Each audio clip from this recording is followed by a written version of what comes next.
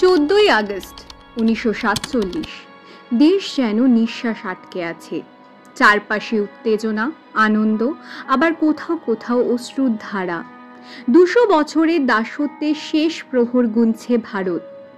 রাত পেরোলেই সূর্যের আলোয় ভেসে উঠবে এক নতুন প্রভাত, স্বাধীন ভারতের প্রভাত। কিন্তু এই রাত শুধুই কি আনন্দের? না, এ রাতের মাটিতে লুকিয়ে আছে অসংখ্য শহীদের রক্ত, অসংখ্য মায়ের চোখের জল। জালিয়ানওয়ালাবাগের গুলির শব্দ, লাঠির আঘাত, কারাগারের অন্ধকার, সব মিলেমিশে এই রাতকে করেছে গভীর। এই রাত নেতাজি সুভাষচন্দ্র বসুর অগ্নিঝরা ডাক। তোমরা আমাকে রক্ত দাও, আমি তোমাদের স্বাধীনতা দেব। সেই প্রতিশ্রুতির পূর্ণতা আনছে।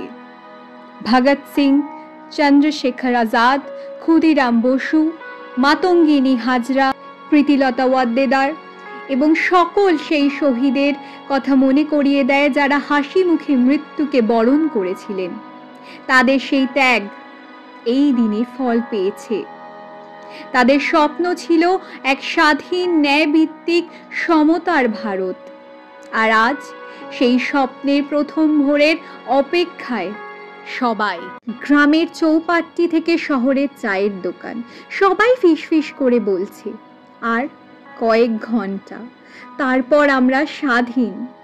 কেউ কেউ পতাকা সেলাই করছে, কেউ শিশুদের বোঝাচ্ছে স্বাধীনতার মানে।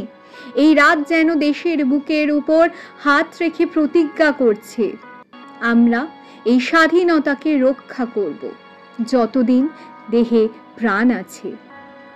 14ই আগস্টের শেষ রাত শুধু ইতিহাস নয়, এ আমাদের দায়িত্বের কথা মনে করিয়ে দেয়। যেন আমরা সেই ত্যাগকে ভুলে না যাই, যেন স্বাধীনতার আসল মানে ন্যায়, সমতা, ভ্রাতৃত্ব আমাদের জীবনের প্রতিটি পদক্ষেপে থাকে।